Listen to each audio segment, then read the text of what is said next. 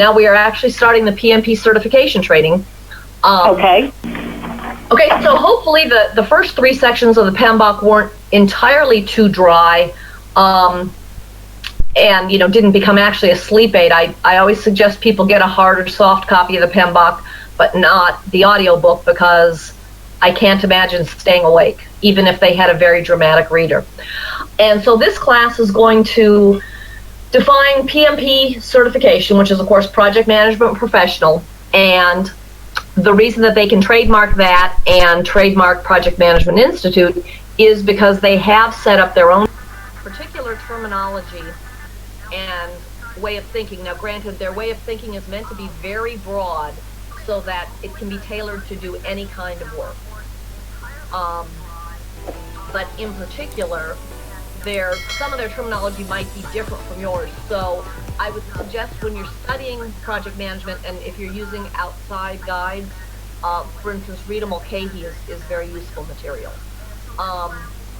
But don't go too far afield, because you don't want to make multiple translations. In other words, somebody else who uses slightly different terminology and slightly different technology, and then you're thinking, okay, I think of this as A, PMI is telling me to think of this as B, and somebody else is telling me to think of it as C. Well, I know that exists right now because I'm in the middle of writing my dissertation, and I see the lingo as far as new product development. It's got many translations and many stages according to different industries, as far as the pharmaceuticals, consumer packaged goods. So I would think the same thing takes place here. Right, and so that becomes an issue. So, we here today for our class here at the beginning of September, and I guess it's just gonna be the 2 of us. We're gonna talk about the PMI way. So we're gonna identify the application requirements for the PMP examination. Now, are you gonna take that and actually get the certification? I am. That is all. Just to keep going on this slide, some of the other objectives are obviously guidelines to fill the PMP application. And again, I'm happy to help you with that, because you don't want to be audited. That just delays your ability to take the exam. We're going to talk about the PMP outline and syllabus. We're going to define what a project is, which is a long, and again, because this is PMP's definition, a long-lived, large, multi-million-dollar project that has a defined start and a defined end, and that was probably a bunch of spoilers.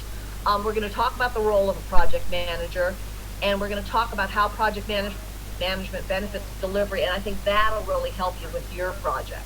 Okay. And then we'll talk about portfolio, which is kind of the overarching whole company sort of thing, and then program. Managing all the projects, Right. So. Say a program would be a bunch of interrelated projects, and then a portfolio would be a bunch of related and or unrelated programs. But it would be, say, the whole company. And then we're going to talk about stakeholders, which is basically anyone who has a stake in the project and their value. Yep. And we're going to identify them, and then we're going to talk about necessary project management skills. So, okay. All right. Again, I'm ready. Huh? I'm ready. Okay. All right, again, we'll see that, PMI and PMBOK and all that are registered trademarks, just so you know.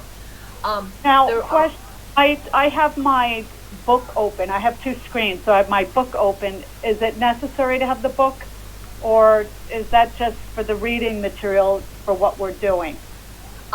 If you've got the book available, you might want to have that on your second screen, just so if I mention a term, you can go to the book and make a virtual highlight or something. And especially if it's something that you're thinking, this is very new to me, think I've got to revisit this later. Okay. All right. And so PMI offers a whole bunch of credentials, but right now we're just really interested in the purple one, which is the project management professional. But they have scheduling and agile and risk management and all kinds of things, because that's what they do. They offer credentials. Now, in terms of your certification, it's kind of a 3-pronged approach. In other words, you see the little talent triangle over there.